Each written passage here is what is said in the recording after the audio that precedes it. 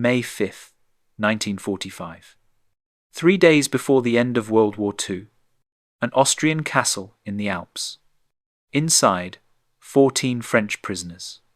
Outside, 150 Waffen SS soldiers, coming to kill them all. The defense force, 1 American tank, 14 American soldiers, 10 German Wehrmacht troops, and an Austrian teenager with a rifle. Americans and Germans fighting together against the SS to save Frenchmen they'd never met. This is the true story of the strangest battle of World War II. A battle that happened when the war was already over. A battle where enemies became brothers. A battle that almost nobody knows about. This is the Battle of Castle Itter. Schloss Itter, Castle Itter, built in the 13th century, rebuilt in 1532, renovated in 1878, a medieval fortress on a hilltop in Tyrol, Austria. Overlooking the village of Itter, surrounded by mountains, beautiful, remote, perfect for a hotel. In 1940, after the Anschluss brought Austria into the Third Reich, the Nazis rented the castle. In 1943, it became something else. A prison, but not a death camp, not a labor camp, something stranger. Castle Itter became a detention facility for VIPs, very important prisoners, French prisoners, the kind of people the Nazis couldn't just shoot but wanted to keep under control. Hostages, bargaining chips, insurance. The castle was administered by Dachau concentration camp, 90 miles away. But life at Itter was nothing like Dachau. The French prisoners slept in converted guest rooms. They had access to a library. They took exercise in a courtyard. They ate at tables, not from bowls on the ground. But they were still prisoners, guarded by SS Death's Head units, the Totenkopfverbände, the most feared and hated troops in Europe. Who were these prisoners? Why did the Nazis keep them alive? Former Prime Minister Édouard Daladier, 60 years old, the man who signed the Munich Agreement in 1938, trying to appease Hitler. It didn't work. When France fell in 1940, Daladier was arrested by Vichy France and handed to the Germans. Former Prime Minister Paul Reynaud, 66 years old, Daladier's successor, the man who opposed Germany from the beginning, who refused armistice, who wanted to keep fighting. The Germans arrested him in 1942. These two men hated each other, political enemies for years, now stuck in the same castle. General Maurice Gamelin, 72 years old, Commander-in-Chief of French forces when Germany invaded in May 1940. He failed. France fell in 6 weeks. Gamelin was removed from command and blamed for the disaster. General Maxime Weygand, 78 years old, the man who replaced Gamelin, the man who surrendered French forces to Germany, who helped establish the collaborationist Vichy government. Many French people considered him a traitor. Gamelin and Weygand, commander and replacement, now both prisoners.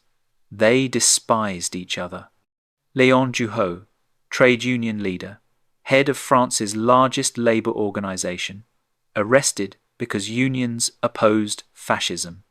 Colonel François de la Roque, right-wing nationalist leader, former head of the Croix de Faux movement, anti-communist, anti-Nazi, caught trying to join the resistance. Duhot the leftist and La Roque the rightist couldn't stand each other. And Jean Borotra, tennis star, won Wimbledon twice, won the Australian Open, the French Open, famous across Europe, the bounding Basque, they called him. In his late 40s now. He'd been Vichy's commissioner for sport but resigned in 1942. Tried to flee to join the Allies. The Nazis caught him. Also at the castle, Marie-Agnès Cailliau, sister of Charles de Gaulle, Michel Clemenceau, son of World War I Prime Minister Georges Clemenceau. 3 women: Reynaud's mistress Christiane Mabir, Duhal's secretary Augusta Bruchlin, and Madame Weygand, and forced labourers from Eastern Europe, maintenance workers, cooks, a Croatian electrician named Zvonimir Chuchkovic, a Czech cook named Andreas Krobot. They all lived in Castle Itter, guarded by the SS, waiting for the war to end. But these Frenchmen couldn't get along. Despite sharing the same prison, they were open in their hatred of each other. They ate at separate tables.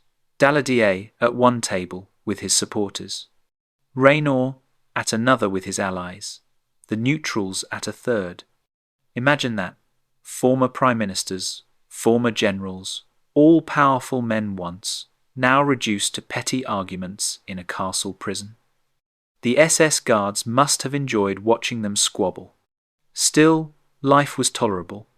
The castle had a library. Daladier had a secret radio in his room, listening to BBC broadcasts. They had time to think, to write. Reynaud worked on his memoirs with Christiane's help.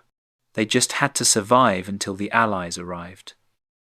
April 30th, 1945. Adolf Hitler committed suicide in his bunker in Berlin. The Third Reich was dying. Everyone knew it.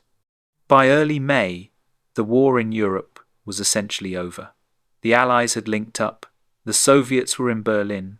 Mussolini had been killed by partisans. Germany was finished. But for the men in Castle Itter, the end of the war brought new danger.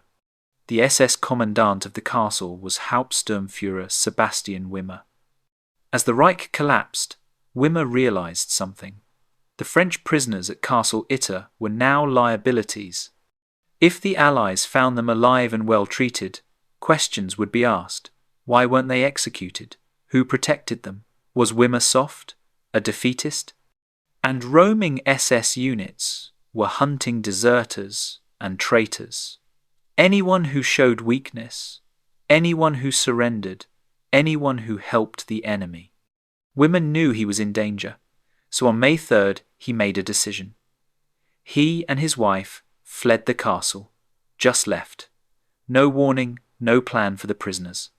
Before leaving, Wimmer did one thing.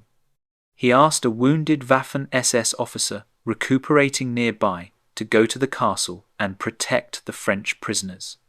The officer's name is lost to history, but he agreed. This SS officer, recovering from wounds, showed up at Castle Itter. But by dawn on May 4th, the SS guards decided they were done. They fled into the mountains, just abandoned their posts. The French prisoners woke up on May 4th to find themselves alone, unguarded, free. Except they weren't free. They were trapped, because Wörgl, the nearest town, was crawling with SS troops, die-hard Nazis, the kind who would kill any German soldier surrendering, who would execute anyone displaying a white flag, who would murder French VIPs just because they could. The castle had weapons. The guards left behind rifles, pistols, submachine guns, generals.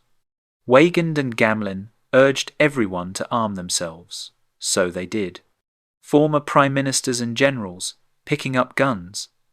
Tennis stars loading magazines. But what good would that do? They were elderly politicians and one middle-aged athlete. Against how many SS soldiers? Dozens? Hundreds? And they were isolated. No phone line to the outside anymore. No way to call for help. They needed to reach Allied forces, but who would go? It was suicide. The forests around the castle were full of SS patrols. Anyone caught would be shot immediately. Someone had to try. Zvonimir Chuchkovic volunteered, the Croatian electrician, member of the Yugoslav communist resistance. He'd been at Dachau before being sent to Itter. He knew what the SS were capable of. On May 2nd, Chuchkovic pretended to run an errand for the commandant. Instead, he grabbed a letter from the prisoners and disappeared.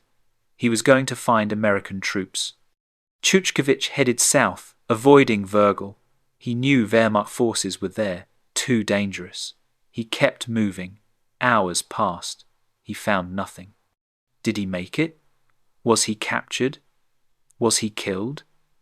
The prisoners at Castle Itter had no idea. By May 3rd, they still hadn't heard anything. No word from Chuchkovich, no sign of Allied forces, nothing. They needed another volunteer. Andreas Krobot stepped forward. The Czech cook, quiet man, kept his head down. Now he was about to risk everything. On the morning of May 4th, Krobot grabbed a bicycle and a letter. He pedaled down the mountain road toward Wrgl, straight into SS territory. Wrgl was chaos. Wehrmacht forces had just retreated. SS troops had moved in. Black uniforms everywhere, hunting deserters, executing defeatists. Krobot could hear them. They were planning something, planning to march to Castle Itter, to eliminate the prisoners there. Krobot nearly panicked. But then someone grabbed him, pulled him off the street into a building, an Austrian resistance member. They took Krobot to their leader. Not a civilian, an officer, a German officer, Major Josef Gangl, Wehrmacht, German Army. Josef Gangl. People called him Sepp.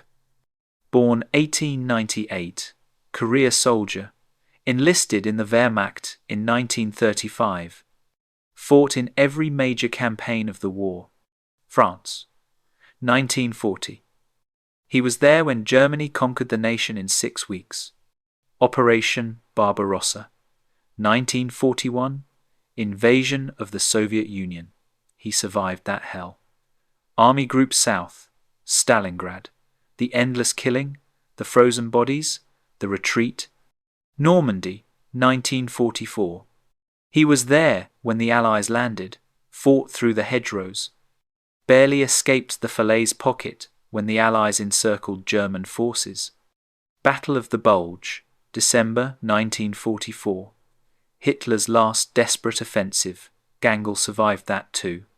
Defense of Saarbrücken, fighting all the way back into Germany. Then Austria. Retreating with what remained of his unit. By May 1945, Major Josef Gangl had seen it all. He'd watched Germany win. He'd watched Germany lose. He'd seen the Wehrmacht fight with honor. He'd seen the SS commit atrocities. He knew exactly what the Nazi regime had done, what it was still doing, and he'd had enough. When his superiors ordered him to retreat further into Austria, to join the Alpine fortress, the last-ditch Nazi defense, Gangl refused. He and about 20 men under his command stayed in Wrgl to protect the local civilians, because the SS were executing people. Anyone who surrendered, anyone who displayed an Austrian flag or a white flag, anyone they suspected of being a deserter, men were being shot in the streets. Gangl secretly joined the Austrian resistance. He supplied them with weapons and information. He positioned his small unit to defend the town against SS reprisals. He hoped the Americans would arrive soon so he could surrender to them. He'd made his choice. Germany had lost the war. The Nazi regime was evil. It was time to stop fighting for it. Time to do something right. And then Andreas Krobot arrived on a bicycle. Krobot told Gangl everything. The French prisoners at Castle Itter, the SS planning to attack, the desperate need for help. Gangl immediately understood. He knew what the SS would do. He'd seen it. They'd march to the castle and kill everyone. Former prime ministers, generals, all of them. Just murder them all and leave the bodies. He couldn't let that happen. After everything Germany had done, after all the war crimes, maybe here was a chance to do something good, to save lives instead of taking them, to prove that not every German soldier was a monster, But Gangl only had about 20 men, most of them exhausted, low on ammunition. Against potentially hundreds of SS troops? Impossible. He needed American help. Gangl made a decision that could have gotten him killed. He told Crobot to head southwest to try to reach the American 103rd Infantry Division moving through the area. Then Gangl himself drove east. He'd find Americans himself, under a white flag, and pray they didn't shoot first. He loaded his men into a truck, got into his Kübelwagen, the German equivalent of a jeep, and drove toward American lines, a German major in uniform, driving to surrender to the enemy, to ask for help, knowing the SS would execute him as a traitor if they caught him. About 8 miles north of Itter, in the village of Kufstein, Gangl found them. 4 Sherman tanks, American, 23rd Tank Battalion, 12th Armored Division, US 21st Corps. Gangl slammed on the brakes, got out, hands in the air, still wearing his Wehrmacht uniform, the German cross in gold on his chest, a decorated officer, now surrendering. The American soldiers surrounded him, weapons ready. One wrong move and they'd kill him. An officer approached, 31 years old, chewing an unlit cigar, Captain John C. Lee. Junior people called him Jack. Jack Lee was from Norwich, New York. Graduated from college, joined the army, commissioned as second lieutenant in 1942, fought through North Africa and southern France. Earned the Silver Star for destroying 2 German tanks near Marseille in August 1944. By May 1945, Lee commanded a reconnaissance unit, 4 Sherman tanks. They'd been fighting their way through Austria, waiting to be relieved by the 36th Infantry Division, waiting for the war to officially end. Lee was tired. Everyone was tired. Hitler was dead. The war was over in all but name. Why keep fighting? Why risk dying now?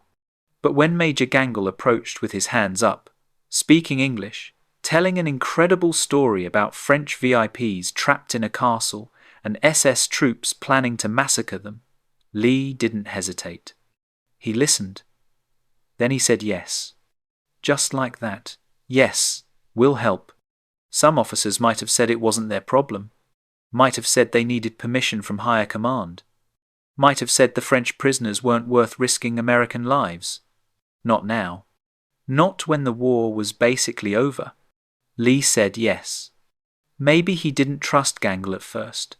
Maybe he thought it was a trap, so he told Gangl, "Take me there, show me, prove it." Gangl agreed. The 2 men, German major and American captain, enemy officers, got in a vehicle together and drove to Castle Itter. They reconnoitred the castle, talked to the prisoners, verified everything. The French prisoners were real, the threat was real, the SS were coming. Lee made his decision. He'd bring a relief force, German and American, together. By late afternoon on May 4th, Lee assembled his rescue force, his own tank, Besotten Jenny, named after a poem by Dorothy Parker. One other tank, Bochet Buster, commanded by Sergeant William Elliott, some infantry, about 14 American soldiers total, and Major Gangl, with his German soldiers, armed Wehrmacht troops, joining an American task force, unprecedented. Lee had to convince his men. Some of them had been fighting Germans for years. Now they were supposed to trust them, fight alongside them. But Lee explained, the SS were the real enemy. These Wehrmacht soldiers were defecting, helping rescue prisoners. And if they were going to save those Frenchmen, they needed all the help they could get. The men agreed. Americans and Germans climbing onto tanks together. The convoy set off toward Castle Itter. Lee and Gangl rode in the Kübelwagen at the front, a German car leading American tanks, followed by a truck full of German artillerymen, one of the most unusual military formations in history. On the way to the castle, they faced challenges. A bridge that was too weak, Lee had to leave some tanks behind. Then another bridge, already wired with explosives by the SS. Gangl's men disabled the bombs. Lee left Sergeant Elliott and Boche Buster to guard the bridge with some infantry. The force kept shrinking. By the time they approached Castle Itter, Lee had 1 tank, 14 American soldiers, and about 10 German troops. About 4 miles from the castle, they ran into an SS roadblock. A firefight erupted. Lee's force won, killed, or scattered the SS soldiers and kept moving. They reached Castle Itter in the late afternoon of May 4th. The French prisoners came out to greet them. Relief, joy, finally, rescue. Then they saw how small the force was. 1 tank, a couple dozen men, that's it. Their joy turned to fear. The French prisoners expected a full company, maybe 100 soldiers, armor, artillery, overwhelming force. Instead, they got Captain Lee, 1 Sherman tank, and barely enough men to defend the castle walls. Lee assessed the situation. The castle was defensible. Stone walls, good sightlines, high ground, a natural fortress. But it needed defenders at multiple positions, and they were badly outnumbered. The SS could attack with over 100 men, maybe more, and intelligence suggested they had an 88mm anti-tank gun. That weapon could destroy Lee's Sherman with 1 shot. Lee made a decision. They weren't evacuating. Not yet. The SS were already moving through the forest. If they tried to leave now, they'd be ambushed in the open. The elderly politicians and women would be slaughtered. Better to stay, defend the castle, hold until reinforcements arrived. But first, they needed another defender. There was already another German officer at the castle, Hauptsturmführer Kurt Siegfried Schrader, Waffen SS, captain in Hitler's personal military force. Schrader had been wounded in combat. He was recovering at a house near Itter. The French prisoners knew him. He'd visited the castle during his convalescence. He was courteous, respectful, different from other SS officers. When Commandant Wimmer fled, he'd asked Schrader to protect the prisoners. Schrader agreed. He moved his wife and family into the castle, partly to protect them, partly to fulfill his promise. But Schrader was SS, the same organization that ran the death camps, that committed massacres across Europe, that embodied Nazi ideology. Why would he help? Because by May 1945, some SS officers had realized the truth. The war was lost, the Nazi regime was collapsing, and they'd been lied to, used. Many had joined the Waffen SS, believing it was an elite military force. By the end, they saw what it really was. Schrader, like Gangl, had rejected Nazism. Not all SS officers did. Most stayed loyal to the end, but some, like Schrader, saw the evil and chose differently. When Lee arrived, Schrader offered his help. An SS officer, volunteering to defend French prisoners alongside Americans and Wehrmacht troops. Lee accepted. He needed every gun. So the defense force included Wehrmacht soldiers who'd defected, an SS officer who'd renounced Nazism, American troops, and the French prisoners themselves. The Frenchmen refused to hide.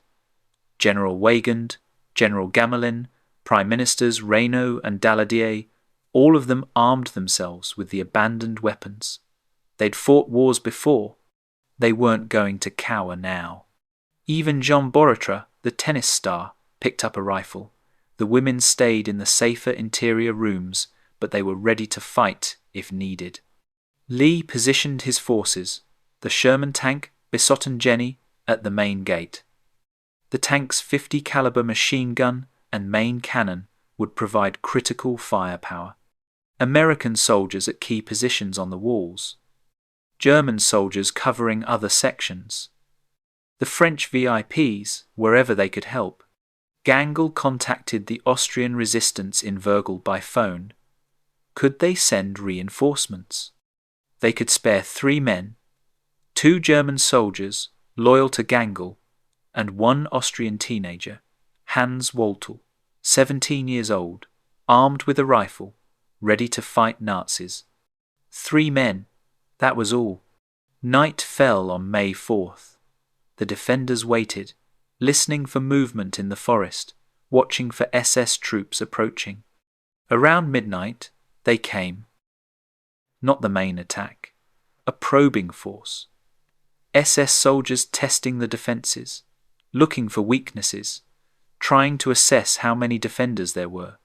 Gunfire erupted in the darkness, tracers lighting up the night, the 50 caliber on Lee's tank hammering away, German MG-42 machine guns answering, the SS trying to approach with grappling hooks to scale the walls. The defenders drove them back. The SS retreated into the forest, but everyone knew this was just reconnaissance. The real attack would come at dawn. Lee tried to contact higher command, get reinforcements. He had a radio in the tank, but communication was difficult. He managed to reach the 142nd Infantry Regiment of the 36th Division. They were nearby. Maybe they could send help. But the connection was spotty. Lee couldn't give precise information. The 142nd said they'd try to reach Castle Itter, but couldn't promise anything. Gangl walked the walls, checking positions, talking to his men. These German soldiers who'd followed him into defecting, who trusted him. Some of them were scared.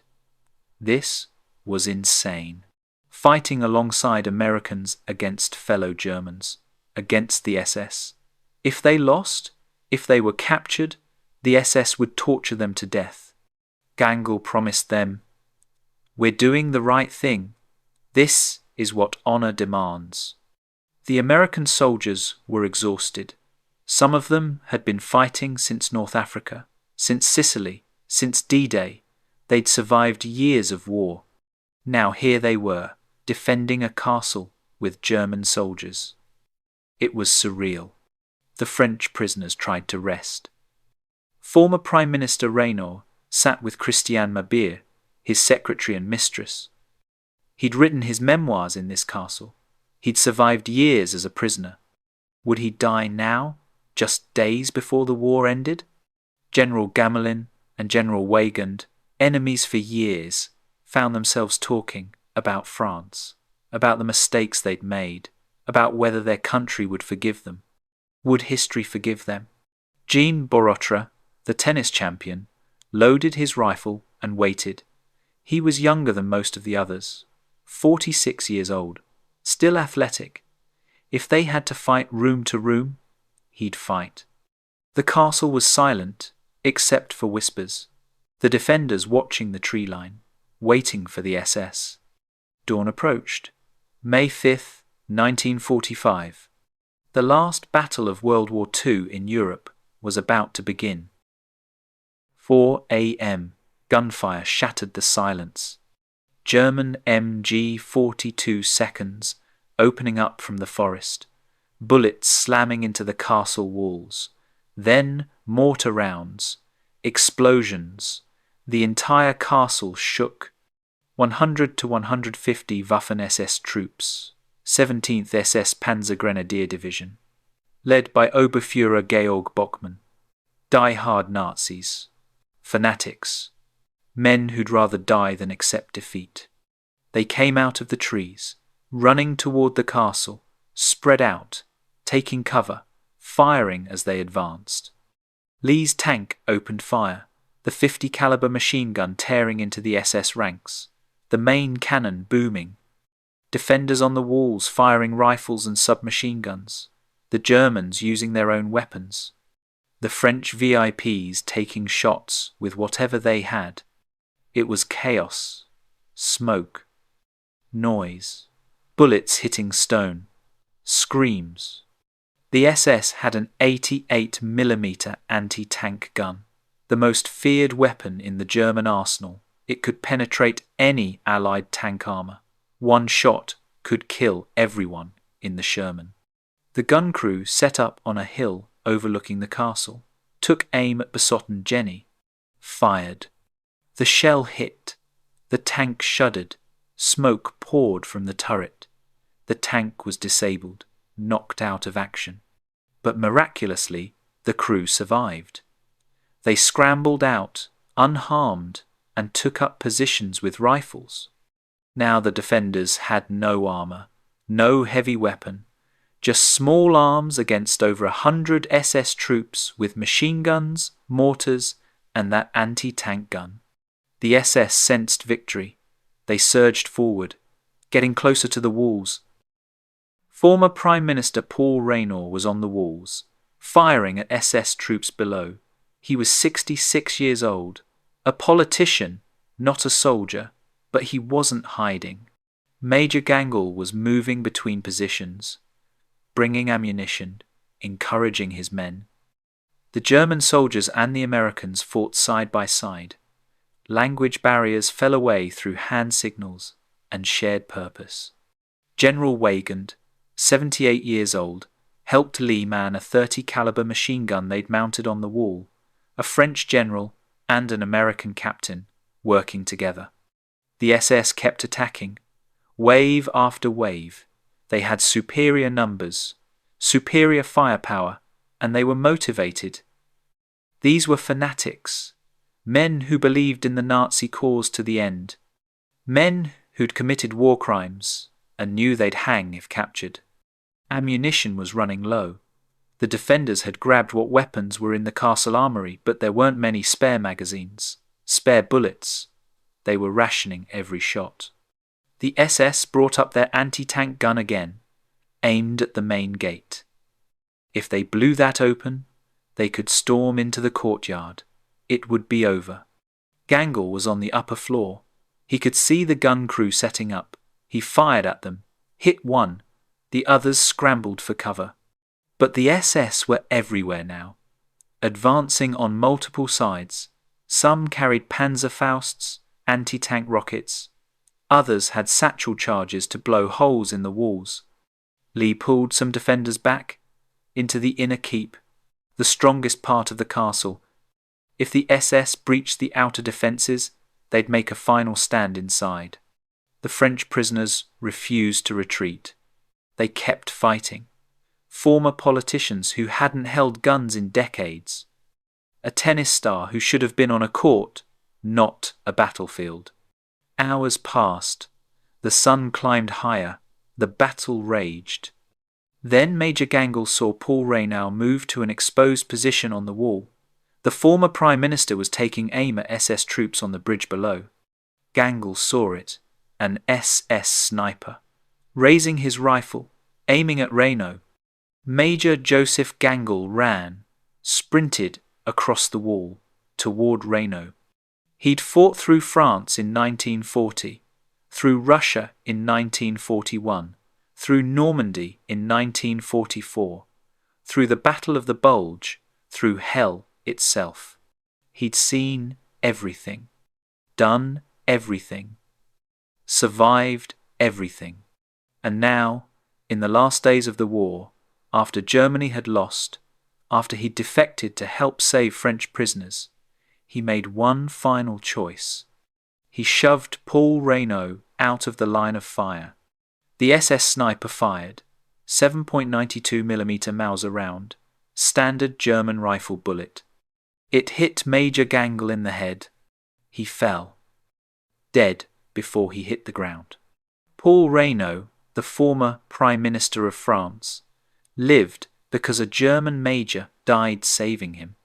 The man who'd spent the war fighting for Germany, who'd invaded France, who'd seen the worst of the Eastern Front, died protecting a Frenchman, an enemy. a man he had no reason to save, except that it was the right thing to do. The defenders were horrified. Gangl was their leader, the one who'd brought them together, the one who'd made this insane alliance work. He was the only defender killed in the battle, the only fatality on the Allied side. But the SS didn't stop. They kept attacking, sensing the defenders weakening. Ammunition was almost gone. Lee had tried to contact the 142nd Infantry Regiment again, but the phone line was cut. Dead. No way to communicate. The SS were massing for a final push. The defenders could see them, dozens of black uniformed soldiers, preparing to storm the gate. They had a Panzerfaust ready. One shot and the gate would explode. Then they'd pour inside. Lee was ordering his men to fall back deeper into the keep, prepare for room-to-room fighting. The French VIPs would retreat to the strongest interior rooms. They'd hold as long as they could. It was over. They'd fought well. But the SS had too many men. Too many weapons. Then Jean Borotra spoke up, the tennis champion, 46 years old, still athletic, still fast. He had an idea, a crazy idea. He'd vault the castle wall, run through the SS lines, reach Wrgl 3 miles away, find the American relief force, guide them back to the castle. Lee stared at him. Are you insane? The SS would shoot him in seconds. Even if he made it over the wall, the forests were full of enemy troops.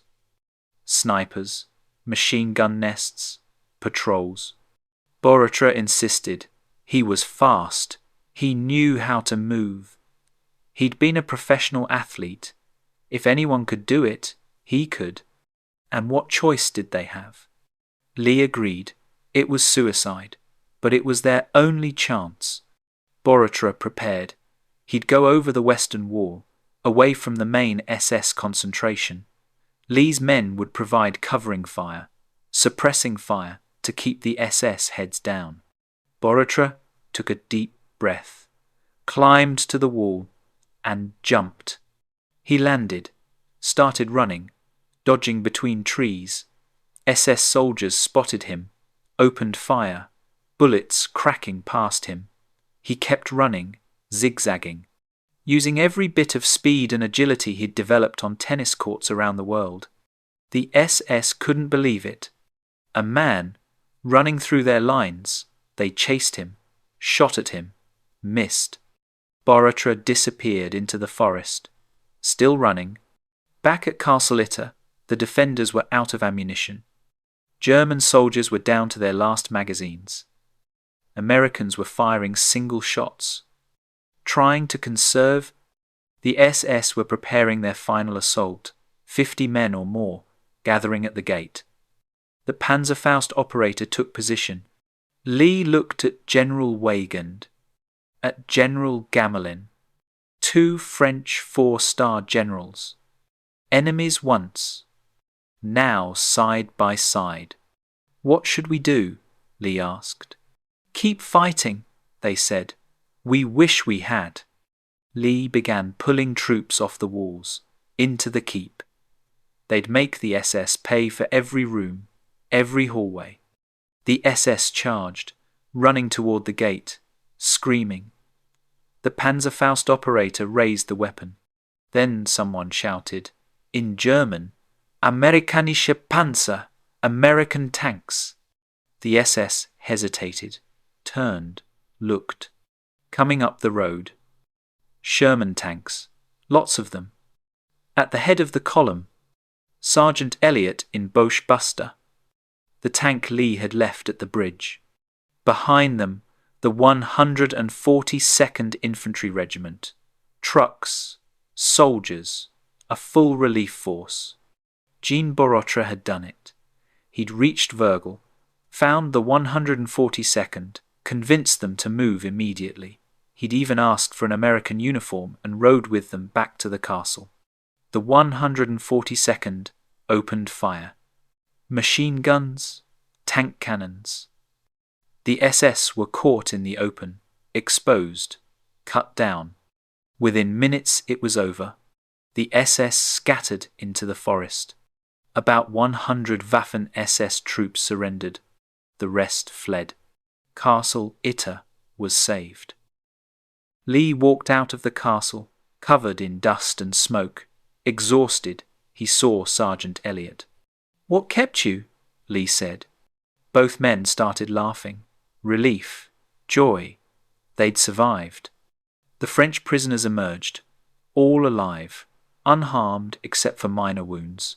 Former Prime Ministers Reynaud and Daladier, Generals Gamelin and Weygand, tennis star Jean Borotra, all of them saved. 4 defenders were wounded, Americans and Germans. None seriously, they'd recover. Only one man died, Major Josef Gangl, the German officer who'd defected, who'd brought Americans and Germans together, who'd given his life to save Paul Reynaud. The prisoners gathered around Gangl's body, these French VIPs, politicians and generals who'd fought each other for years, who'd blamed each other for France's defeat. They stood together, mourning a German soldier, an enemy who'd become a saviour. Kurt Siegfried Schrader, the SS officer who'd switched sides, survived. The Americans arrested him. He was SS. That meant automatic prosecution. He was charged with Nazi affiliation and sentenced to 2 years in prison. But his sentence was reduced because of his actions at Castle Itter. He'd fought against his own organisation, saved French prisoners. That counted for something. Schrader died in 1995, 60 years old. He never talked much about the battle, but he'd made his choice, and it was the right one. The French prisoners were evacuated, taken to safety. They reached Paris on May 10th, 5 days after the battle. The war in Europe officially ended on May 8th. Victory in Europe Day. The prisoners returned to a liberated France. But France was broken. 6 years of occupation, collaboration, resistance, civil war within a war. The country had to rebuild. Politically, economically, morally. Édouard Daladier and Paul Reynaud, the former prime ministers, returned to politics. They influenced France's post-war policies, European integration, the formation of what would become the European Union. Men who'd once been enemies, working together for France's future. Generals Gamelin and Weygand contributed to reassessing French military doctrine, learning from the defeat of 1940, making sure France would never fall so quickly again. Jean Borotra went back to tennis, sort of. He became an administrator, a promoter, but he'd always be remembered for that run through SS lines, the fastest 3 miles of his life. They all lived because of Castle Itter, because of the strangest alliance in World War II. Jack Lee was promoted to captain. He received the Distinguished Service Cross, America's second highest military decoration for valor in combat, for extraordinary heroism. Years later, in 1973, a reporter asked him about the battle, about fighting alongside Germans, about the insanity of it all. Lee thought for a moment, then said, "Well, it was just the damnedest thing." That was Jack Lee, understated, humble. He'd done something incredible, something almost nobody else in World War II had done, led Americans and Germans in battle together against a common enemy. And he shrugged it off as just another mission.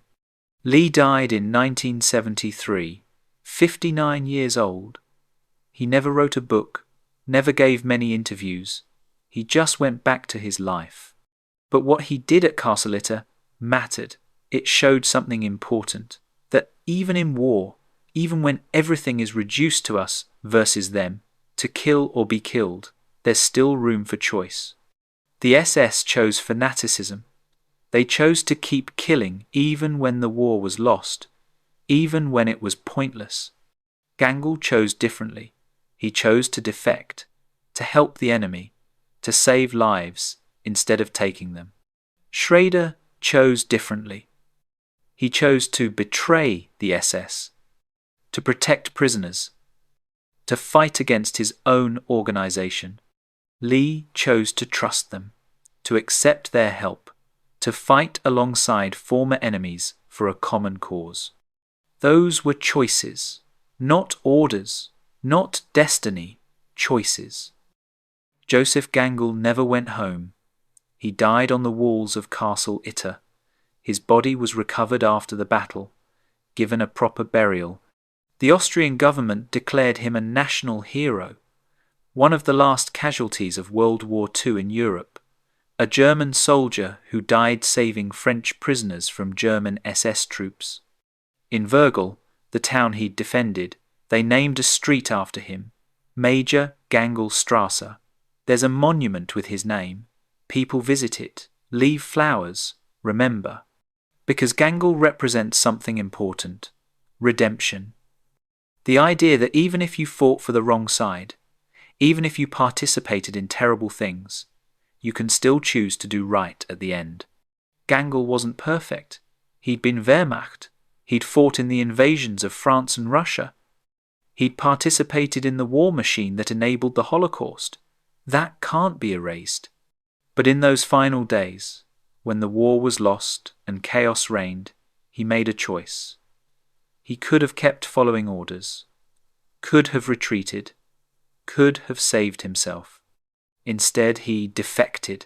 He helped the resistance. He risked his life to save people he'd never met, and he died doing it. That matters. That's why he's remembered as a hero in Austria, because even late redemption is still redemption. Paul Reynaud, the French Prime Minister whose life Gangl saved, never forgot. He spoke about Gangl after the war, about the German major who pushed him out of the way, who took the bullet meant for him. Reynaud lived until 1966, 21 years after Castle Itter. He had a long career in French politics. Every day of that life was a gift from Josef Gangl.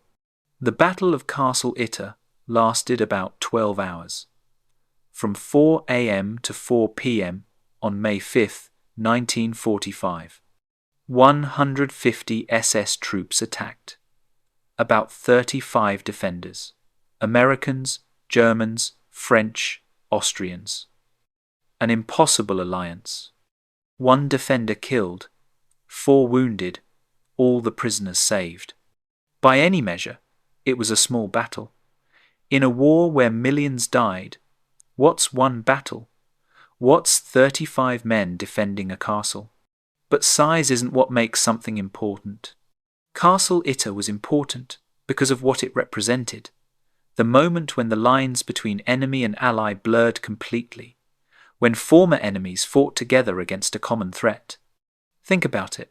Americans who'd been fighting Germans for years, Germans who'd been fighting Americans, all shooting at each other just days before, now shooting together at the SS.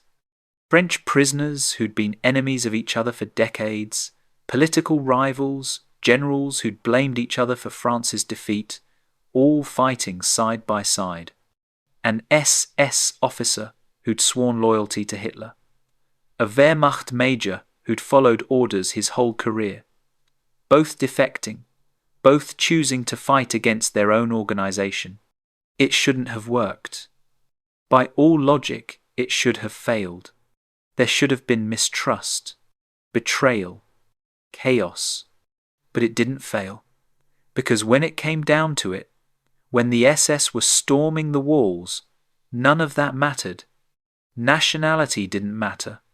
Rank didn't matter. Past allegiances didn't matter. What mattered was surviving, together, and stopping evil together. Why did Castle Itter happen? Why did this particular battle, this strange alliance, come together when thousands of other battles didn't? Timing. It was May 1945. Hitler was dead. The war was over. Everyone knew it. The The formal surrender was 2 days away. German soldiers weren't fighting for victory anymore. They were just trying to survive, trying to go home. That created space for Gangl to defect, space for his men to follow him. If this had been 1941, when Germany was winning, would Gangl have defected? Probably not. Would his men have followed? No. But in May 1945, defection made sense. The cause was lost. Why die for nothing? Geography. Castle Itter was in Austria. The Tyrol, mountain country. Chaotic. The front lines were dissolving. American forces, German forces, SS units, resistance fighters, all mixed together. Nobody really controlled anything. That chaos allowed Gangl to operate independently, allowed Lee to make decisions without waiting for orders from higher command, allowed the strange convoy of Americans and Germans to drive through contested territory. In a more organized situation, with clear front lines and proper command structure, Castle Itter probably wouldn't have happened. Gangl wouldn't have been able to approach Americans. Lee wouldn't have had the freedom to act. But the main reason Castle Itter happened? The people involved. Josef Gangl, a career soldier who'd seen too much, who'd participated in atrocities by association, who wanted redemption, who wanted to do something right before the war ended. He could have stayed quiet, could have surrendered to the Americans and spent the rest of his life living with guilt. Instead, he took action, risked everything, made it happen. Jack Lee, an American captain who could have said no, could have said it wasn't his problem, could have waited for orders, could have played it safe. Instead, he trusted a German officer he'd just met, threw together a rescue force, led it into danger, made a choice. Kurt Siegfried Schrader, an SS officer, could have stayed loyal to the organization, could have fled, could have done nothing. Instead, he betrayed the SS, fought against them, saved the people he was supposed to guard as prisoners, and the French prisoners themselves, elderly politicians, generals, people who should have been hiding in the keep, staying safe. Instead, they fought, picked up weapons, stood on the walls, refused to be helpless. Every single person at Castle Itter made a choice. The easy choice was to do nothing, to save themselves, to let someone else handle it. They chose differently.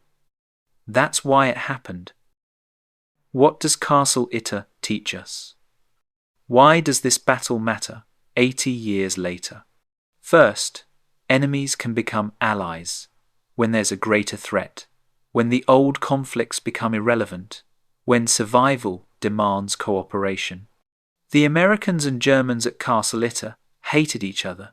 They'd been killing each other for years, but faced with the SS, faced with fanatics who'd murder prisoners for no reason, they put that aside. They worked together. That's not naive idealism. That's survival. That's pragmatism. Sometimes your enemy's enemy really is your friend. Second, individuals matter. This wasn't a battle decided by generals and politicians. It was decided by one German major who said no to orders, one American captain who said yes to a crazy mission, one SS officer who betrayed his organization, one tennis star who ran through enemy lines. If any of those individuals had made a different choice, the battle would have gone differently. The prisoners might have died, the story might have ended in tragedy. But they made the right choices, and because of that, 14 people lived who should have died. Third, it's never too late to do the right thing. Josef Gangl fought for Germany for the entire war. He participated in invasions, in retreats, in the machinery of Nazi conquest. But at the very end, in the last days of the war, he chose redemption. He defected. He helped save French prisoners. He died a hero. That doesn't erase what came before, but it matters. Late redemption is still redemption. Late courage is still courage. Fourth, fanaticism destroys everything. The SS at Castle Itter weren't fighting for Germany. Germany had already lost. They were fighting because they were fanatics. Because they'd rather kill and die than accept reality. Fanaticism like that is dangerous. It doesn't care about logic, about survival, about humanity. It just destroys. The men defending Castle Itter, Americans and Germans alike, were fighting against fanaticism, against the idea that ideology matters more than human life, against the kind of thinking that leads to war crimes and genocide. They won, and that matters. But maybe the most important lesson of Castle Itter is this: humanity persists. Even in war, even in the darkest moments, even when everything is reduced to killing and dying. The SS represented the opposite of humanity. They were the end result of an ideology that valued race and power above everything else, that saw other people as subhuman, that justified any atrocity in the name of the cause. The defenders of Castle Itter represented humanity, not because they were perfect, not because they were saints, but because when it mattered, they chose to save lives instead of taking them. German soldiers who defected to protect civilians. An American officer who trusted a former enemy. French prisoners who fought alongside their rescuers. An SS officer who betrayed everything he'd sworn to uphold. That's humanity. Messy, complicated, imperfect, but real. The Battle of Castle Itter was the last major engagement of World War II in Europe. 2 days later, Germany surrendered unconditionally. The war ended. Castle Itter didn't change the outcome of the war. It didn't affect the grand strategy. It didn't alter history in any measurable way. But for 14 French prisoners, it changed everything. For their families, for the people they influenced in post-war France, for everyone whose lives intersected with theirs. And it proved something, that even at the end of the most destructive war in human history, even in the chaos and brutality, people could still choose to do right, could still choose to work together, could still choose humanity over fanaticism. That's why we remember Castle Itter. Not because it was a big battle, but because it was a good one. May 5th, 1945. 80 years ago. A castle in Austria. Americans and Germans fighting together. French prisoners joining the battle. An Austrian teenager with a rifle. All of them against the SS. Against fanaticism. Against the idea that the war should end in more meaningless death. They won. One man died. Major Josef Gangl, German officer, defector, hero. He gave his life, saving Paul Reynaud, a Frenchman, an enemy, a stranger. Captain Jack Lee went home to America, lived a quiet life, died in 1973, never bragged about what he'd done, just called it the damnedest thing. The French prisoners returned to France, built careers, influenced the post-war world. Every day they lived was because of Castle Itter. Today, you can visit the castle. It's privately owned, not open to the public, no museum, no memorial, just a building on a hill overlooking the village of Itter. But in Virgil, there's a street named for Major Gangl, a monument with his name. People remember. In history books, Castle Itter is a footnote. The strangest battle of World War II, Americans and Germans fighting together. It sounds like fiction, like something too bizarre to be real. But it is real. Every detail, every person, every choice. It happened because people chose to make it happen, chose to defect, chose to help, chose to trust, chose to fight. In a war defined by propaganda and dehumanization, by us versus them, by total destruction, Castle Itter was different. it was cooperation, it was humanity, it was hope. The war ended 2 days later. Germany surrendered. The killing stopped. Soldiers went home. The world began to heal. But for one day, on May 5th, 1945, on the walls of a castle in Austria, something remarkable happened. Something that reminds us that even in the darkest times, people can choose to be better, can choose to work together, can choose to save instead of destroy.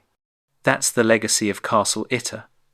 Not the tactics, not the weapons, not the military significance, but the choice, the human choice to do right when everything else is wrong. Major Josef Gangl died making that choice. He pushed Paul Reynaud out of the way, took the bullet, died a hero. He fought for Germany his whole career, but he died for something bigger, for humanity, for the idea that even enemies deserve to be saved. That's worth remembering. That's worth honouring. That's why Castle Itter matters. Because in the end, that's what all of this is about. Not flags, not nations, not ideologies. People making choices, choosing to be human when the world demands they be something else. May 5th, 1945. The strangest battle of World War II, the last battle, the good battle. The Battle of Castle Itter. And the men who fought it, American and German and French and Austrian, together, proved something important. That even in war, we can still choose mercy, still choose cooperation, still choose to be human. That's the lesson. That's the legacy. That's why we remember.